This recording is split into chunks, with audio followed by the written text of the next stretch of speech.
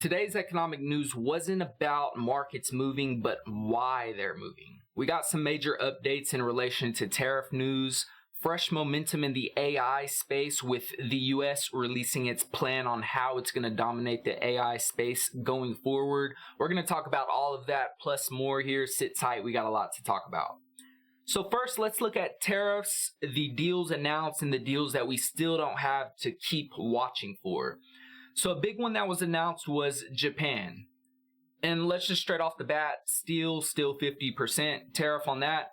But Japan was a big one that a lot of people were excited about. And then there were some cons associated with that. We'll talk about it. But what Japan was agreed to was a 50% tariff. That is down 15% tariff, down from 25%. And this is really big for Japan's autos that they sell. So think like Toyota and Honda, some of those brands that will really thrive. But the downside people seen was like, well, what about Ford or some of these other American automakers?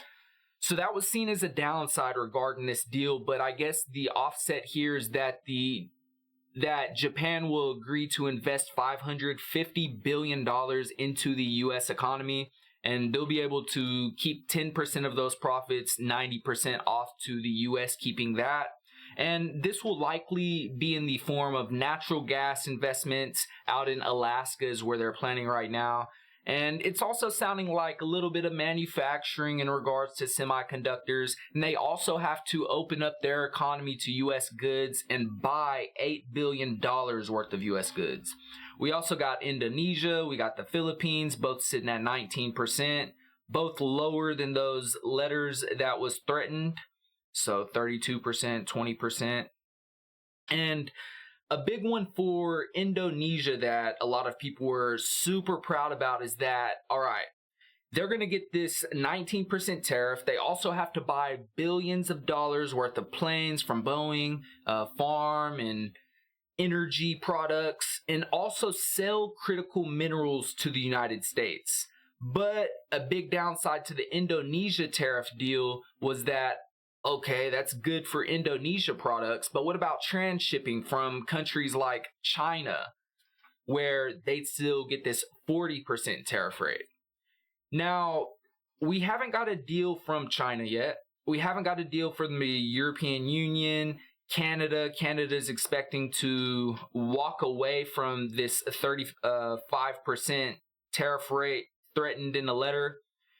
So Canada doesn't seem to be really going well. I wouldn't say it's terrible, but right now the 35% is just crazy for them. Haven't heard much on India, but India, China, and the European Union will probably be the much larger ones people are watching. We got a China extension that'll likely extend beyond this August 12th deadline for China. Everywhere else got this August 1st deadline that's unlikely to be extended unless for major trading partners. I'd imagine anything could happen. But let's look at the European Union, because no, we haven't got a deal from them yet. They're making signs of what deals they'd like. They're eyeing this 15% tariff rate with the US versus that 30% that Trump threatened them. And they're still reworking all the possible scenarios, but they want to have a scenario ready for all of the possible outcomes. So theirs is probably more reciprocal as far as, all right, so it looks like the tariff rate's 30%, for example, which they deem a little high. They're probably going to have a reciprocal package for us that'll also be high in response. So everybody's going to keep on watching how they develop. We'll watch Mexico, India, Brazil, 50%. So I'm interested to see how all of these other ones will play out. But we talked about the big players that continue watching. China, European Union, and India are the major ones to watch. And based on the news that we got out today, we'll look at stocks here in a bit, but let's look at two things that give hints into inflation expectations. And this will become more important as we continue the conversation. But what we see is that inflation expectations have been trending down after a while of trending up. Right here, I got the 10-year break even displayed. And what this really expects is shows is what the estimated break even for inflation's rate to be. And that rate right now is at 2.39% right now. and has been trending down over the past few days since the July 17th. So is this a peak or not? Are people expecting, all right, these tariff rates are coming in a little bit lower than expected? Like, even with Japan, they were threatened in during Liberation Day of 24%. The letter was 25%. They got 15. Well, what about the UK got its 10% baseline tariff, so that fell in line with expectations. Vietnam, 46 was threatened during Liberation Day. They got 20. So it seems like the market's starting to see like, okay, so maybe those were just negotiating points for Trump, and maybe these rates do settle lower like a lot of people were expecting in the first place. So that's good as far as inflation goes, because all right, if tariff rates are lower than we were expecting, because like this has kind of been built into the numbers already. Everybody was expecting it to get pretty bad, and especially after Liberation Day. So if tariffs are lower than we were expecting, that means lower costs in the form of taxes. That means lower cost increase, lower inflation. So that lines up with this break-even rate going higher, which lower. But let's look at what it was during Liberation Day. So we're still higher than that, but we are trending down. And just technically, if we're looking at like technical analysis on this chart, which who knows if that's an actual thing or not, with this falling, the next, oh wow, so we're right there. So I'd imagine this little spot on this chart right here, this 2.37, 2.38 spot right here, if we were able to mark it, would mark as like a psychological floor of support. So right there, we could possibly bounce and go higher based off of what happens. But we really peaked out during February 11th, where we were getting all of this talking as far as Trump and what he's planning on doing. And then Liberation Day was the actual announcement. But the story doesn't end here, because this is the break-even inflation rate. Let's see what yields are showing, because yields are your risk-free alternative to stocks. They're backed by the government. So what are the odds the government's not able to print money and pay you back? So what we've seen with this is that these weren't really unmoved.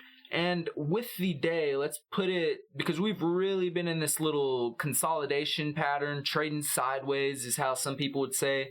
On the day, though, I mean, we haven't really been moving too much. If anything, they've gone a little bit higher. So maybe the two are disagreeing as to what's going to happen, and we're going to watch how this moves tomorrow. Maybe things can still like flatline out and continue going sideways. But with the break-even rate kind of trending down in the past few weeks, or the past week or so, and we did see this huge sell-off in treasuries yesterday, but they've been buying back up today.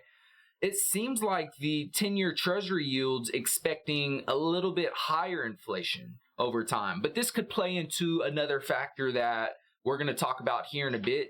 But I wanted to see how stocks were performing today. And overall, what we see is that the trend is still up. There's a lot of optimism driven by all of the news going on, which we'll continue talking about, like the tariff news. We haven't even got into the Trump's AI plan as far as how the U.S. is going to become this leader in the AI space. But real quick before we get into this, let's look at something real quick, because this hasn't happened in a long time. So the S&P 500 just did something it's only done 4 times in the last 50 years. And here's what happened next by Steve Goldstein. So what really happened is the S&P 500 on Monday closed above its 20-day moving average for 60 days in a row. Okay, so stick with me. Let's go back to stocks real quick before we continue, because we are learning here. And we're looking for the 20-day moving average so we could see this. So let's pull up the SPX. Let's pull up indicators. Can y'all see this? Yep. Watch this. So we're going to click indicators. We're going to come over here to, it's right here, but I'm going to show you how to get to it. Let's go to all indicators. We're going to look for MA for moving average, or all indicators. There we go. And now we're going to look for MA. Boom. It's right here. You see it? MA. We're going to click it. I already have it selected. Oh yeah, it makes sense. That's why it's blue. All right, so now we have it selected. Let's click this little setting right here. And let's turn these off for a second and just select the 20-day moving average. So that is this like turquoise colored line. And let's turn off all of these other ones. Boom. And this is how we can see it. So let's go back to this article. You see, just remember this line, right? And then let's go back to the article. So on Monday, it's closed above that 20-day moving average 60 days in a row. And I just showed you how to look at that. There was a near violation June 20th, but the index closed high enough to keep the streak alive. Going back 50 years, a run of that long has only happened 4 times since 1950. The average gain a year later was between 20% and 26%. And we keep talking about the economic news, and then we pull up stocks. Stocks is a big reflector of what's going on in the economy and how people feel, whether you're into Bitcoin, into stocks, into business, like you're a business owner, or you're into real estate, you want to buy or sell real estate. Stocks play a big role into that because of how people feel. There's this wealth effect from stocks, which is why we continue to talk about it. So the average gain a year later was between 20% to 26%. All right, interesting. He also charted the S&P 500 performance after 60 days above the 20-day moving average, which has happened 8 times before, but now for the first time in the 21st century. There was one instance in 1965 when the market was lower in 12 months' time, so lower in a year out from where it was, but the median gain was 10.4% and the average gain 9.2%. So all of this is just more to throw into your own figures of what's going on, and all of the news driving stocks and how they're really performing. It's based on this tariff news. It's based on the news regarding Trump's AI initiatives and this decent earnings overall that we've been getting from many companies reporting earnings, which benefit from AI because then they're able to continue to invest more into AI. They're able to use it, and the tariff news, they benefit from that because there's more stability and they're able to plan and forecast. All right, maybe it's time to start hiring people, or maybe it's time to start investing more into warehousing and inventory and goods for the shelves inside of these factories. All of that spending just trickles down through the economy. Now, let's look at what happened with the AI initiative. So the White House unveils push to speed AI development. And what happened today is Trump signed in 3 executive orders at an event today where he detailed the administration's action plan on artificial intelligence, or what he calls it, genius intelligence, about how the U.S. will go about dominating the space.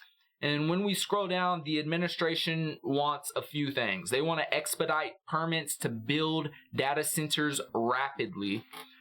And semiconductor fabs, what does fab stand for? I don't know. They also want to create new national initiatives to boost jobs here, including the growing need for electricians and HVAC technicians that will arise from the need for powering these data centers, and also cooling and heating, usually air conditioning for AI related stuff because AI releases a ton of heat. So that just opens up this huge wave of a need for jobs in these spaces. So even if you're looking for a job right now, like here's some spaces right here to consider looking at. And they also want to remove federal regulations along the lines of development and deployment, seek private sector input on rules to remove, and allow the U.S. to really go about it. Trump has really this offhand approach to regulation, and really just wants the U.S. to get ahead on adopting the AI, this genius intelligence, get good with it, and then lead the world in it. And that's going to print a lot of dollar hollers for these big tech companies, hence driving up the stock market even more. But back to the stock market though, because all of this positive news, it's looking super good. Stocks are heading straight up. And if we pull up, first I want to put all my indicators back before I forget. So I had the exponential moving average, I had the moving average, Bollinger Band, VWAP, and I think that's mainly it. But on the moving average, I want to put it back to where I have, yeah, there we go. So my two moving averages I like watching. There's that little golden cross where the 100-day moving average passed above the 200-day moving average, which is really seen as bullish.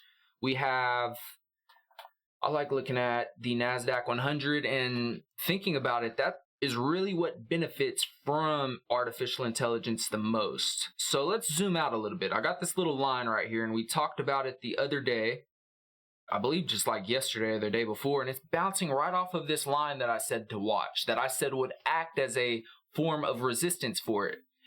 And with things just popping up today, because we had quite the pop just today, stocks are getting even higher, and what that's looking like is more concerning for economists right now, because we're heading into a time of the year, out of one of the best months of the year for the stocks historically. We're heading into historically the weakest times of the year for the stock market, where they're expecting a possible downturn of 7 to 15% before continuing back up on this trend.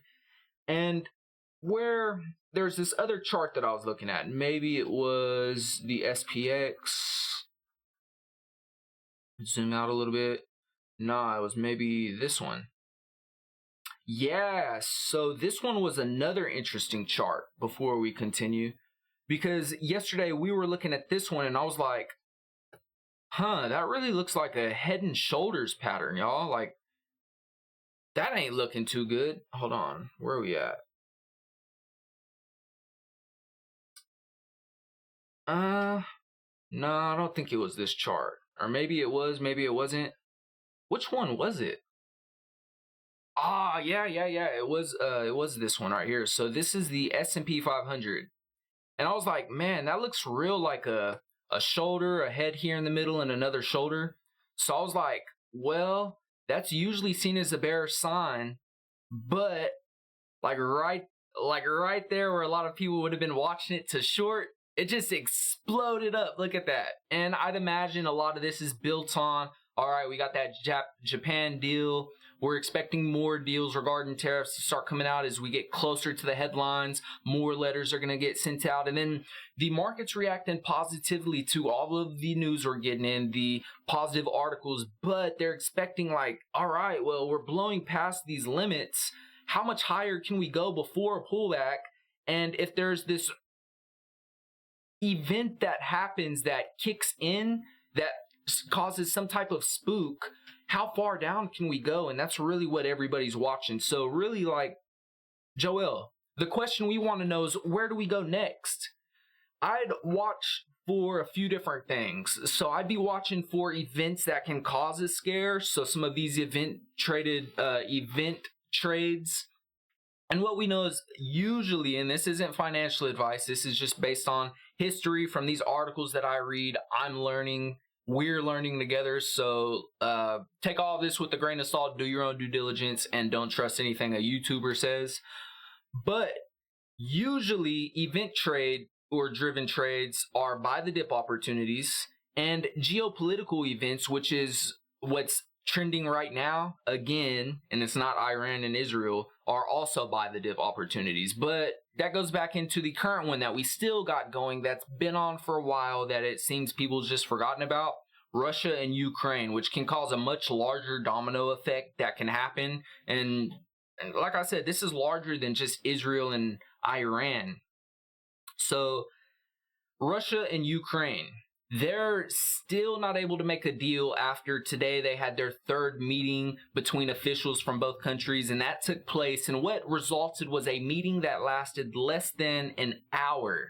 Less than an hour on like this major thing going on. There's war going on between the two countries. A lot of people aren't happy with what's going on. Trump wants them to stop. He's trying to get them to stop the best he can. And the meeting lasted less than an hour, and what they said happened was there was no progress.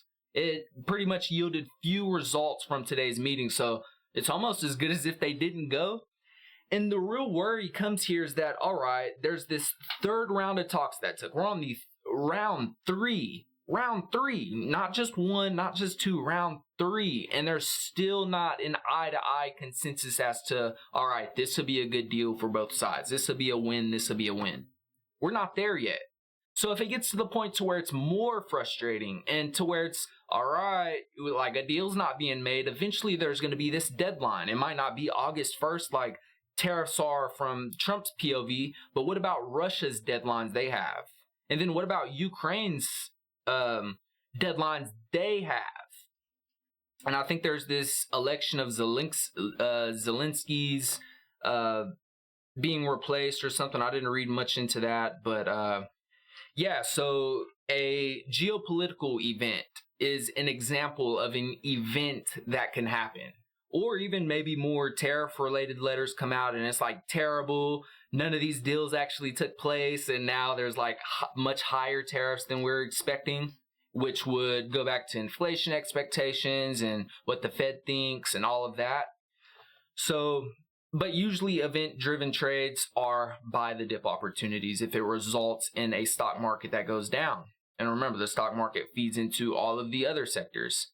And the second one that I would watch is in regards to the big, beautiful bill, the tax and spending bill that was passed, and the amount of national deficit increase of around 3.4 trillion over the next decade. Well, we got a big meeting coming up, I believe just Monday, that Wall Street braces for a deluge of treasury bills, a crucial test of market demand by Vivian Liu Chin. And we're just going to read this one because this one's a little bit more advanced for me. Like, I understand it, but not to the point to where I could explain it like I'm 5. So the Treasury Department is gearing up for deliver its first big plans for borrowing during the first quarter since Donald Trump's tax and spending cuts into law July 4th have took place. One of the biggest questions leading up to the release of Monday's financing estimates from the Treasury, which will be followed 2 days later by quarterly refunding documents, has been how much T-bills will need to be issued, and whether there will be enough demand for potential buyers. So demand with Treasury yields, it goes back to this 10-year Treasury, which these T-bills are much smaller. So 10-year Treasury yields are longer-term inflation expectations, and T-bills are more on what the Fed's expected to do. With the rates, is the Fed cutting rates? Whenever the Fed cuts rates, they're impacting the front of the Treasury curve. And you can see that right here. If you scroll down on CNBC, there's this yield curve. The Fed controls the front of this curve. Inflation expectations impact the back of the curve. So we're just learning stuff all together today, right? So let's continue down. So demand and supply play a big role in yields. When demand's high and let's say supply is the same, yields possibly might go down because there's so much demand. But when there's supply or even more supply, but demand's like the same or less, all right, nobody's buying them. Maybe like, it's like the reverse of trying to sell a home. Like, all right, nobody's buying my house. I better cut the price. Or in the opposite end, all right, nobody's buying my yields, lending me money. I'm going to have to raise the interest rate that I'm paying them to incentivize them to buy it. And then that impacts financing costs and so on, so on, so on, so on. So I digress. So how much T-bill issuance will be needed and whether there will be enough demand for potential buyers. Assuming money market investors would be able to step in and help absorb the supply, other concerns remain.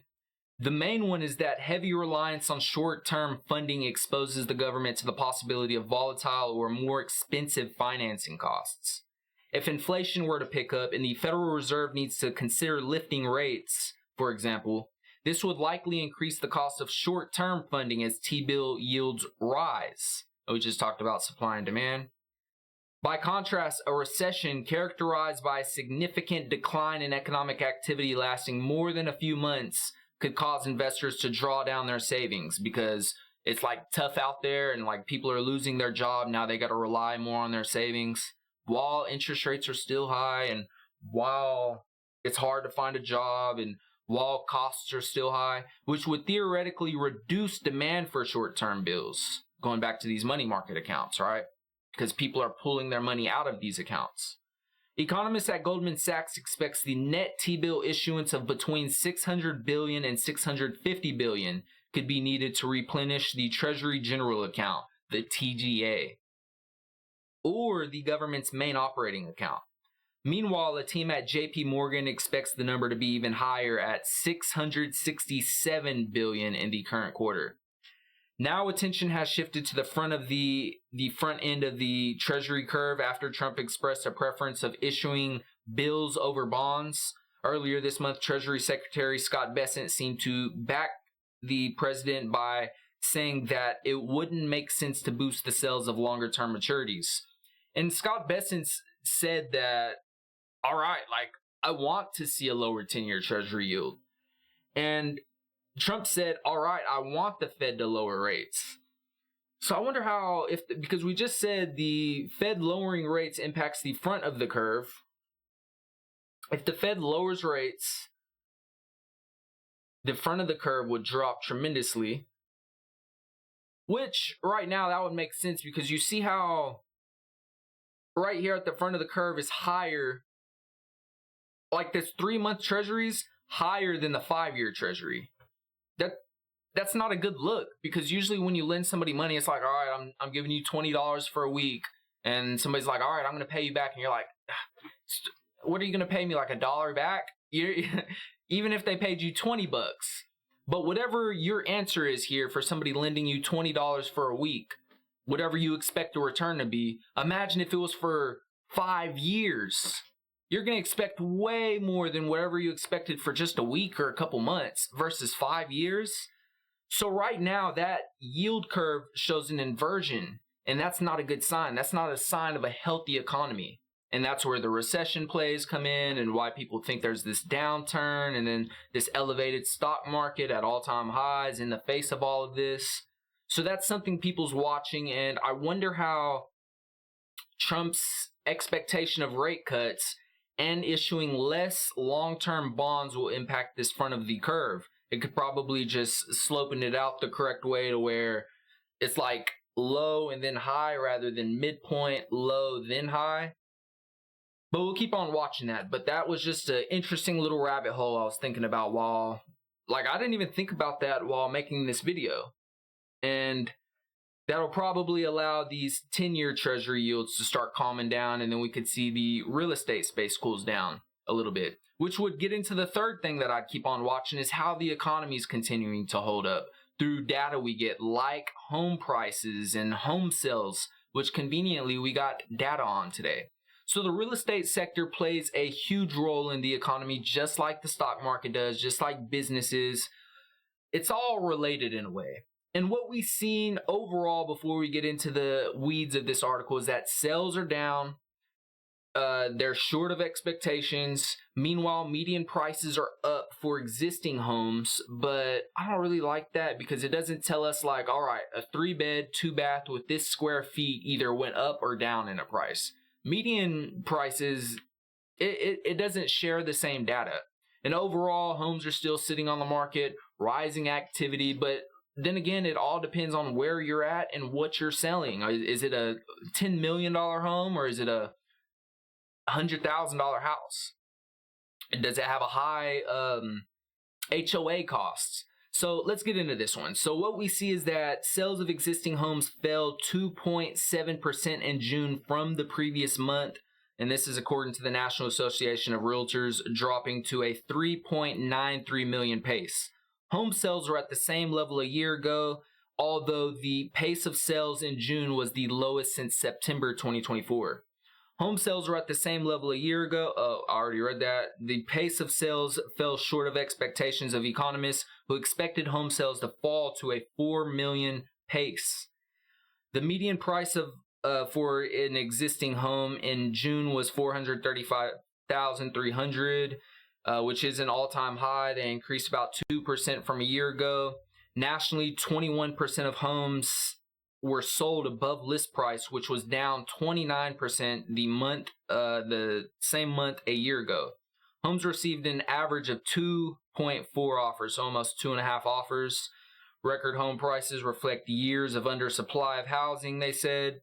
Home prices jumped most in the Northeast due to this region being more supply constrained. It's harder to build in places like New York City, for example, and even California. There's a lot of barriers. Now, in the South, home prices were up the least, and this was in regards to builders really thriving in these places. They overbuilt and a big increase in housing supply due to builders constructing new homes has really allowed them to lag. And I said California a minute ago, they've actually declined. Here in where I'm at, Oklahoma, we've increased modestly. And then, all right, so yeah, really the Northeast is where we're seeing a lot of the concentration of the appreciation, or the bulk of appreciation, I should say. The NAR data also showed that listed homes remained on the market for 27 days on average, unchanged from May. Last June, homes sold more quickly in 22 days. And remember, all of this data we're looking at is just general data because it all depends on where you're selling, where you're living, buying, selling, and what it is and the price range associated with that. Some sellers are responding to the slower pace of homes by cutting prices. That's pretty common in any market. In June, the sale of homes that had their asking price reduced was about 27% nationwide, according to Zillow, a report from Zillow. That was the highest share for the month since Zillow began tracking the figure in 2018. So it's not like we got a long track record of data here. 2018 was a decent amount of time ago, but it ain't like since 1900 or anything. Home builders have also become far more aggressive in cutting their rates, cutting prices to boost sales. They're also able to buy down your rates to make the interest rate cheaper. And D.R. Horton, one of the biggest builders in the country, said it expects to increase sales incentives for the fourth quarter if demand continues weak and mortgage rates stay high, which is likely to happen. Housing inventory, the total number of homes listed on the market in June rose 15.9% from last year to 1.53 million units. There is about 4.7 months of supply of unsold inventory, which is considered a balanced level. And again, this depends on where you're at and what these numbers are for you. All cash buyers made up about 30% of sales, so 29%. The share of individual investors or second home buyers was 14%. And 30% of buyers were first-time home buyers. Cancellations are also rising. In June, about 15% of pending homes fell through as far as sales, which is up significantly from 13.9% last June, which translates to about 57,000 home sale agreements nationwide being terminated in June, which is the highest share of that month since 2017 when Redfin began tracking the data. So that's another piece of data we're going to keep on watching, is how the data is coming in from different sectors. You got the real estate sector, again, a huge player, plays into a ton of jobs, like think Home Depot, Lowe's, your electrician, plumber, lumber companies, brick, so mineral companies and miners, and there's so many different real estate attorneys. There's so many different industries that get paid from this. Cleaners, utility companies. It just continues on and on and on and on.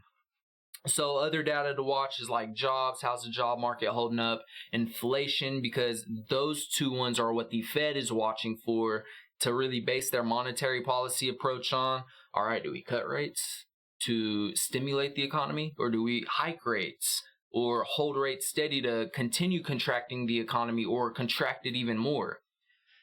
You could see what the market's expectation of what's going on by pulling up the CME Fed Watch tool. And we were watching for September and what September is expected. All right, we're back over 60%, so it's trending back up a little bit higher. We fell below 60% for a 25 basis point cut, or a 0.25% from where the Fed's at right now off of their current rate. So it looks like the likelihood of a 0.25% cut is a little bit higher than it was back above 60%. But for December, we're still pretty uncertain as to what happened. There's a slight chance of a decent size cut of a full percent by the end of the year, but mainly the market is expecting 0.25% cuts, so 0.5% off from the current rate of 4.25% to 4.5%. So there's a 42 less than half% chance, but it is the highest likelihood of us ending out at 3.75% to 4%. And they do it in a range, so there's like room to move around. But those are the main things that I'm going to keep on watching and keep on covering as we continue watching what's going on with the economy, because all of these moving pieces, if we want to get better as investors or we want to get better as business owners and make more educated decisions regarding our finances and where these opportunities shows up, it's all up to us to continue learning, to be aware of what's going on and keep on hanging out together, because it's your community is, what do they say? Your network is your net worth. And here our goal is to keep on learning, keep on growing, and try to connect the dots. All right, well, based on this data, what does that mean for this? Or how's that going to impact this? Or what do I expect to happen based on this? So that's what we're going to keep on covering here, y'all. Where I see opportunities, I always welcome you back to hang out with me. We could keep on learning together, track what asset values are doing, what the news is saying is going on, and where all of it seems to make sense. Right now, I'm still pretty early to the journey. We're going to keep on watching. I'm still, overall, even though tariff rates are coming in lower than expected, we still got those major players that we're watching on. And China, what's it at, like 30% if it kicks in at the current rate that is expected or Trump's floated out? That would be pretty high right now. And then the European Union hasn't settled, India, Mexico, Canada. Inflation expectations could be moved and impact based on that. And even before tariffs were ever an issue, is the Fed and interest rates being too high for too long, and that was what was going to throw us into a recession. So overall, I'm still pretty bearish as to what could possibly happen. But like I said, we'll keep on watching this together, y'all. Keep on reporting. Welcome back anytime you're here, and I'll see ya.